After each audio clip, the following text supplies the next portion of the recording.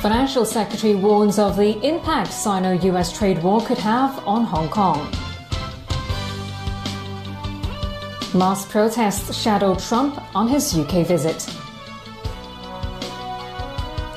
And as Trump prepares for summit with Putin, US authorities indict 12 Russians for election meddling.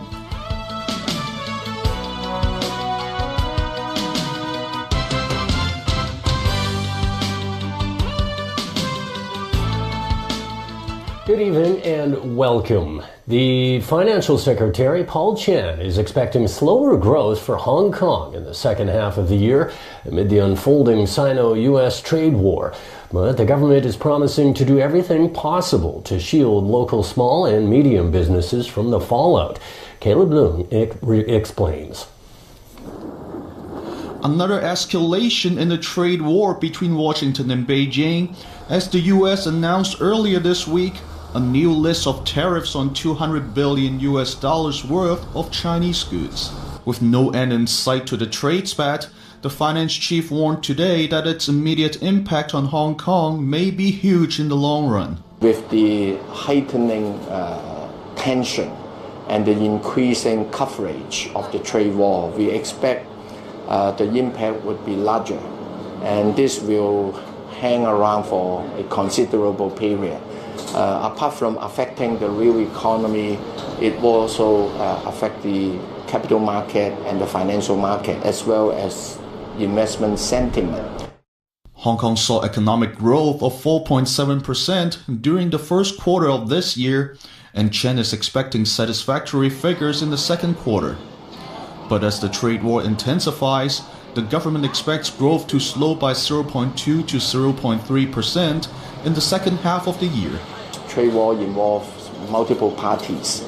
The reaction of other parties are still unclear yet. We will continue to monitor this very closely and to roll out measures to support our small and medium-sized enterprises as needed. As for the property market, Chen refused to say whether there will be more cooling measures. He is worried that any comments from him would be seen as encouraging people to buy flats. Chen said the government is closely monitoring the housing market, and the chief executive's upcoming policy address in October will provide an update on land supply. Caleb Leung, TVB News. Meanwhile, Beijing's top foreign affairs advisor Yang Jiechi reiterated China's staunch opposition to a trade war. In a keynote speech at the opening of the World Peace Forum today, the state councillor said there was no winner in a trade war. China has always opposed unilateralism and protectionism in trade and investment. We advocate a sensible approach to any dispute or problem in trade relations. There will be no winner from a trade war, only a lose-lose outcome. China doesn't want a trade war, but China is not afraid of it. When its legitimate rights and interests are treated unfairly, China has every reason to take necessary countermeasures. The U.S. Commerce Department has lifted the ban on ZTE. The Shenzhen-based telecommunications equipment maker had been banned from buying American parts after it was found guilty of selling equipment to Iran and North Korea. That was in violation of U.S. sanctions on those countries. It almost put ZTE out of business. In May, U.S. President Donald Trump intervened as a goodwill gesture to President Xi Jinping. It was agreed that the 7-year ban would be lifted once ZTE paid an additional $1.4 billion US in penalties on top of the $892 million initially paid. The company's senior management and board of directors were also replaced as part of the settlement. In other news, the legal chief of Beijing's liaison office, Wang Zhenmin, said today that every provision in China's constitution applies to Hong Kong, except for problems specified in the Basic Law. Speaking at a forum today, Wang said the Basic Law is a supplementary document of the Constitution. Wang noted that anyone who thinks the two documents are separate entities have misunderstood and distorted the one country, two systems principle. Elsewhere, U.S. President Donald Trump has closed out a turbulent 30-hour visit to England that featured protests, pageantry, and tea with the Queen. There was also some diplomatic backpedaling as Trump tried to smooth over critical remarks on trade, Brexit, and British Prime Minister Theresa May.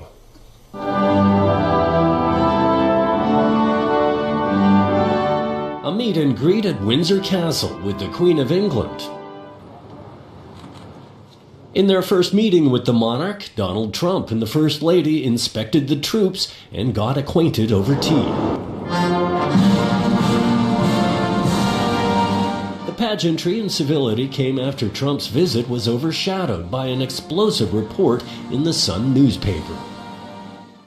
In the interview, Trump blasted May for her Brexit plan, blamed London's mayor for terrorist attacks against the city, and argued that Europe was losing its culture because of immigration. At a news conference earlier in the day, Trump backpedaled his criticism of May, insisting the U.S.-UK relationship was at the highest level of special. And he blamed the newspaper for omitting the nice things he said. It's called fake news. She, in fact, also encourages me. And we're doing that, and we're doing that together. Very closely coordinated. It's been a tremendous help. Whatever you're going to do is okay with us. Just make sure we can trade together. That's all that matters. Trump's itinerary was tightly choreographed to keep a distance from the crowds and the anger. Tens of thousands of demonstrators marched in central London to protest against the Trump visit. He's completely ruining all of the norms and procedures that we use to keep the world a sensible place. Really, I think the American people should just realise they've made a ghastly mistake. Go back to being a failed businessman. Go back to being on television. Real politics is about vision and about using your heart and bringing something to the people. It isn't about boosting ratings. It isn't about boosting a single person's ego. Trump is now trying to stay out of the spotlight in Scotland, where more protests are underway. He'll spend the weekend at his golf resort preparing for his high-stakes summit with Russian President Vladimir Putin on Monday in Finland. Still ahead in tonight's news. Memorial for Liu Xiaobo a year after his death. Chinese university launches new program on child eye care.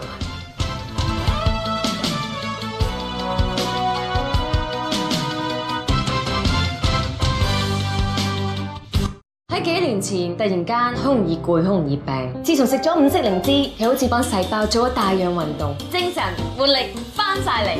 維特健寧五色靈芝。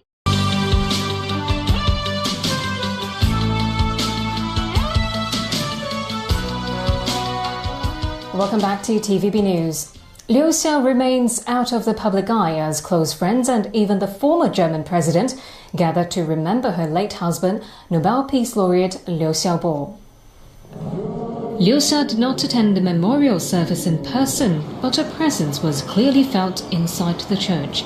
It's where human rights activists gathered to mourn the death of her husband, Nobel Peace Prize winner Liu Xiaobo. He was jailed for the fourth time in 2009 for inciting subversion after he wrote and circulated a pro-democratic reform proposal for China. Among the participants last night, former German President Joachim Gauck, who attended in his personal capacity. Speaking about her friend, writer Tianqi Martin Liao said Liu Xia would have loved to be here. She is not able to.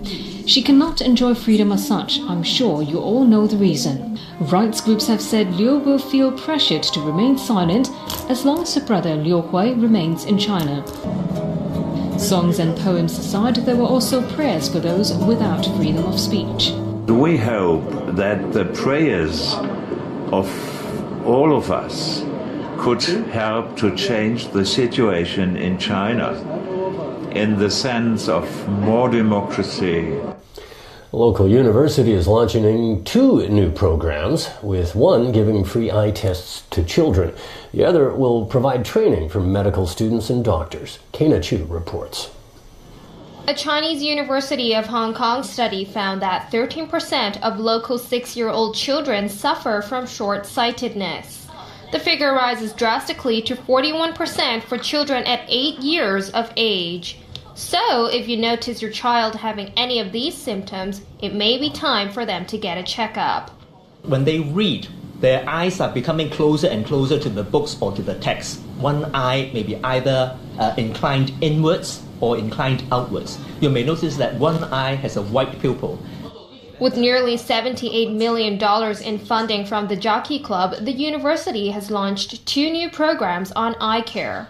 One of them provides free checkups for 30,000 children aged 6 to 8 from January this year till December 2020. We welcome all NGOs, all schools in Hong Kong with eligible kids to enroll in our program. So far, more than 5,000 received a checkup, which includes a cornea topography, macular scan, and a detailed examination of the eyeball structure, retina, optic nerves, and retinal vessels. The other program will provide training for some 100 medical staff annually on eye surgery. In this lab, medical students and eye doctors can sharpen their surgery technique through computer simulations and practice on animal eyes and artificial human eyes. Kena Chu, TVB News. Calls to improve road safety have been ignored for years. That's what district councillors said today as they attended a hearing on ways to improve road safety in Tai Po. District Council member Chan Siu Kun had urged authorities to install speed enforcement devices and speed limit signs of 50 km per hour in Tai Po Kau. That was in 2015, 3 years before a fatal bus crash that killed 19 people in February this year. This April, authorities finally agreed to the councillors' suggestions. A woman was injured when she was struck by a canopy which fell from the top of a building in Lai Chi Kok.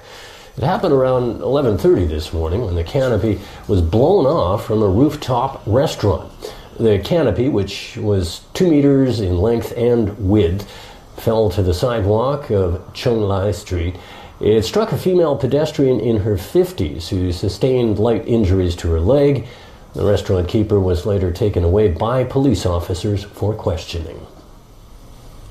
Drama on the roads in Kwun Tong last night as police chased down a man who was driving under the suspected influence of drugs. The 23-year-old was finally arrested in Lam Tin. He tried but failed to get away from officers by speeding through a series of red lights and driving in the opposite lane. Officers found on him over 5 grams of suspected cocaine. He was later arrested on suspicion of drug possession and dangerous driving. Overseas again in Pakistan, a suicide bomber has left more than 130 people dead during an election rally in the southern part of the country last night. The attack triggered these frantic scenes, survivors using pickup trucks as makeshift ambulances to take the wounded to hospital. The violence comes upon the return of ousted former Prime Minister Nawaz Sharif, who was detained minutes after his arrival back in the country. Pakistani and international rights groups accuse the military of trying to maintain its influence by keeping Sharif out of power. The military has denied the accusation. The Israeli military struck several sites in Gaza early today in response to renewed violence along the border. Hamas militants then fired more than a dozen rockets toward Israel. There were no reports of casualties on either side, but the exchange threatened to further stoke tensions along the border. Yesterday, thousands of Palestinians gathered near the Gaza border for another protest against the Israeli-Egyptian blockade. A 15-year-old Palestinian who tried to climb a fence was shot dead. And that's all from the team for now.